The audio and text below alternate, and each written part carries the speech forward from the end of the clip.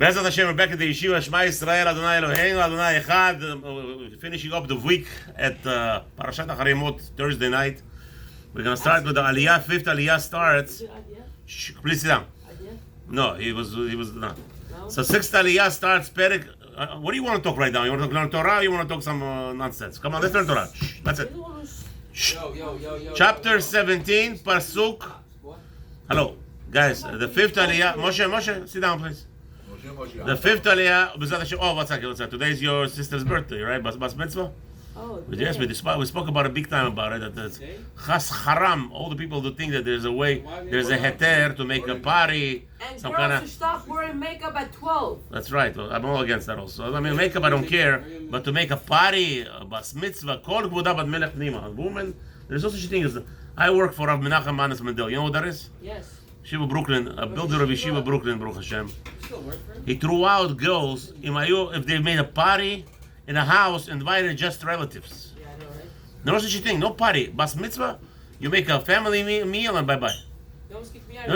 What is it? I have full respect for you, rabbis, but that's too much. But why? Why is that too much? What do you want? What? Everybody should know, here's a girl, look at her. No such a thing. But what's the business? What is his business? What's everybody's business? What? Okay, whatever. Right now we're not talking about your story. Right now we're learning, Baruch Hashem, we're going to learn the tzlacha for the success of your sister. Sit down quietly, please. And for the army. Okay, let's go, guys, come on. As fifth Aliyah starts in Acharey, this Shabbat parasha, in chapter 17 and Pasuk 8. ועליהם תאמר איש איש מבית ישראל ומן הגר אשר יגור בתוכם אשר יעלה עולה עול זבח. So now we're talking over here that the Kohanim, that the people could bring to a Kohen the Korbanot in the Beit HaMikdash, and the Kohanim perform a service on behalf of the Jewish people. And over here, that any Jew decides to bring a Korban Olah. What is a Korban Olah? Korban Olah is just a burnt offering. Nobody has any pleasure out of it, except the Kohanim. They take off the skin of the animal. That's the only thing they have on the That's the only pleasure they're allowed to have. Everything else gets burnt. So when a person decides to bring such a korban, it says over here,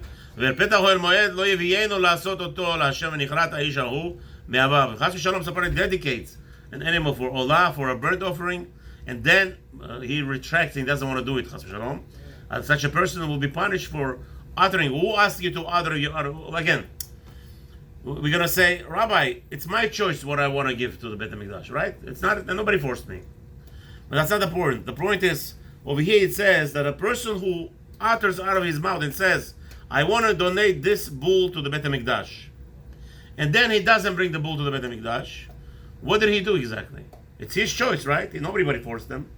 The Torah tells him if he doesn't bring the bull to the Beit HaMikdash, his punishment is what?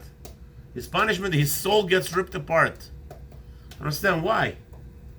Nobody forces him. It's not obligatory korban. Why is he, when he pledged and he doesn't fulfill, he gets such a punishment?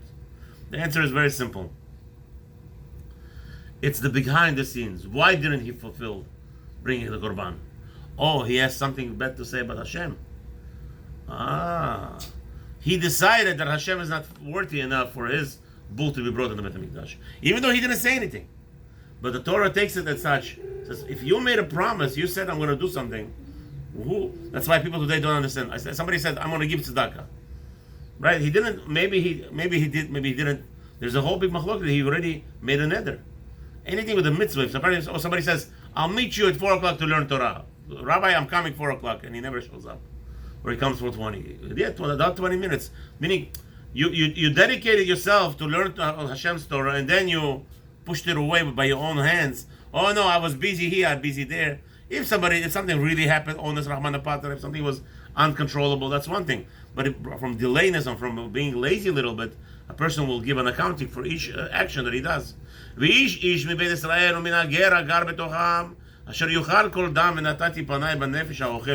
What about blood? The Torah tells us there's a prohibition of eating blood.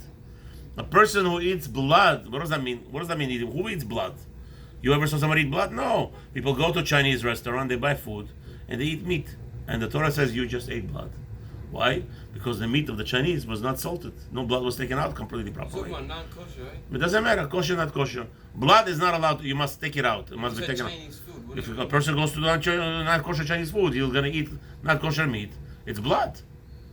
It's 100% blood. So now what happens? Why are you liking that? What's the punishment? That's something else. Same punishment. Same punishment here. His soul gets ripped apart because he put into himself the blood.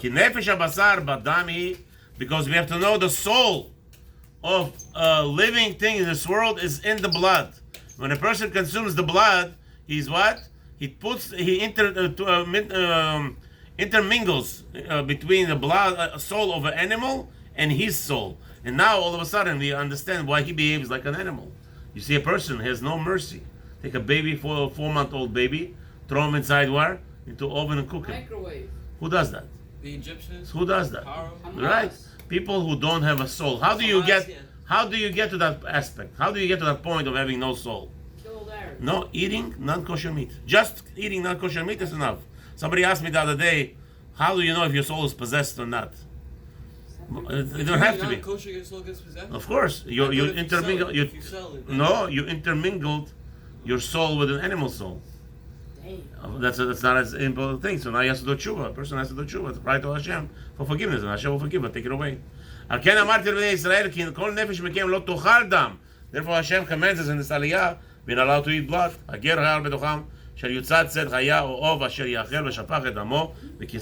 Now there's also obligation in this parasha, in this aliyah. Hello, Hebrew. In this aliyah, there's obligation when you shecht an animal, a bird. What do? We have a mitzvah of kisui adam. Also, an animal, chaya, an animal that is not domesticated. That's okay.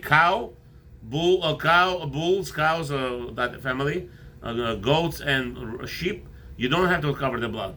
But the rest of the animals that you eat, you have to giraffe. You shechted the giraffe. You have to cover its blood. כי נפש כל בשר דמו בנפשו, הוא ואמר לבני ישראל, דם כל בשר לא תאכלו, כי נפש כל בשר דמו היא כל אוכליו יכרת. There's a very big strictness about a few times the Torah points out not eating blood because that's where you intertwine between a blood, the soul of an animal and a Jewish holy soul, and that destroys a person, and therefore his soul is already ripped out. Today you see many people. You take a person and you tell him, here's the halacha, here's what the Shulchan Aruch, here's the Torah says. And he looks at you, a guy with the religious, with the beard and everything. He says, no, that's not true. He tells you, right, that's not true. That's not what it means. And just walks away. That's not what, you know why he does that? Because his soul is 100% tameh. He's eating terefot, he's eating not kosher stuff, 100%. Why? Because he's not listening to what the Torah tells you. This is the only way to argue Torah is with Torah. You can't argue Torah with saying it's not true in Rabbi. You can't. You want to argue? That's a statement. Right. No, it's not even an argument. It's not a statement. It's just a brush off, and that's because a person is intermingled with animals. He doesn't even know it. He thinks he's eating kosher food. That's why he's eating it, because he thinks it's kosher. He's justified in himself. But in reality, his soul is corrupted, and that's how you check if you're corrupted or not. This is how you check if you're corrupted or not. You go back 5-10 years when you're learning in yeshiva, and the Rebbe said something, and then you're sitting today and you're saying, no, the Rebbe was wrong. Even though you know that Rabbi was right then. The reason why Rabbi is wrong then, now, because something is wrong with your neshama. That's what happened. V'chol nefesh asher tochal nevela u'trefa b'ger right. So now anybody eats the trefot and nevelot, not kosher. I have a question. Okay, v'tamei at ha'erev. I got a question. So you have to be, you're going to be purified after a while, yeah? So what do you hold with people who don't make brachas? Are they Well, we're not there yet. Okay, good. V'im lo yichabes b'saro lo yirchatz v'nasav v'no. Good question. What about not making brachas? That's stealing. We'll talk about it later, not now. Is it also your soul corrupted? No, that's different. Okay, we'll talk about it later. You're not corrupting your soul. You're corrupting actually the food in the world. But anyway, that's actually that person who eats without a blessing. He actually, it's a good question, but he actually destroys all the flavor of all the food in the world. Wait, by what? eating without a blessing. Yeah. Daber Hashem and Moshe lemor. Eating. They're talking about eating before and after. After, before bracha is rabbanan. The rabbis told you to make a bracha. But before, after food that you don't make a blessing, that's even worse. Because now the Hashem commanded you to make a blessing. The person doesn't make that bracha, it's a much deeper problem. דבר בני ישראל ואמרת עליהם, אני השם אלוקיכם, האם גאלתכם מעשה ארץ מצרים, אשר ישבתם בה, לא תעשו כמעשה ארץ כנען, אשר אני מביא אתכם. שמה לא תעשו בכוחותיהם, לא תלכו, So what the question is over here? Hashem tells us you should not be like the Egyptians. What was the Egyptians? The Egyptians was this world today. Men getting married to men, women getting married to women. That's Arabs Isur. raping- That's Asur Deoraita. Arabs raping donkeys. This is what the rabbi is telling us from not Arab donkeys. We talk about a woman marrying. Woman is Asur They don't know Deoraita. the Men, difference. woman, yeah. את משפטי תעשו ואת חוקותיי תשמרו ללכת בהם אני Hashem. The Torah, there's a sixth aliyah completes over here that we must follow everything that Hashem told us and all the rules and laws because I am your God, says Hashem. Sixth aliyah starts chapter 18 pasuk vav ish ish el kol she'er besaro lo tikravu legalot erva. Now the sixth aliyah is going to discuss something that people maybe get disgusted by, but they have to be very careful. Touching their sisters, sleeping with their sisters, or sleeping with their mothers, chas v'shalom, or with their fathers. All the isurim are to be discussed over here, and specifically that's why a person has to be careful not to touch his relatives after, as I taught you many times, after 9 years old, no boy should be touching any girl over 3, especially now that the girls are over bat mitzvah, they already start forming desirable parts. Therefore, it's best to stay away, and this is what the whole aliyah is talking about. The sixth and the seventh aliyah will be both talking about it. So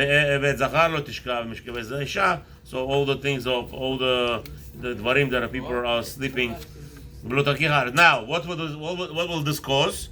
If a person is in immorality, in a immoral state, the ending of the parasha, the ending of the aliyah, parasha is in Maftir. He says like this: Lo taki haaretz etchem. If you're going to follow my ordinance, the land will not spit you out. If just like the goyim before we moved there, they did this. They had bestiality. What's a bestiality? It means parents sleeping with children, balagan, all those things. Isn't that like Hamas raping And that's why goyim. That's why Hashem threw out the goyim from the land. כי כל אשר יעשה מכל, חבר'ה, ככל אשר יעשה מכל התועבות האלה, ונכרתו הנפשות העושות בקרב עמם. Anybody who is busy with this kind of things, his souls get ripped up. ושמרתם את משמרתי, you should keep my ordinances. לבתי עשו לחוקות התועבות אשר נעשו לבניכם.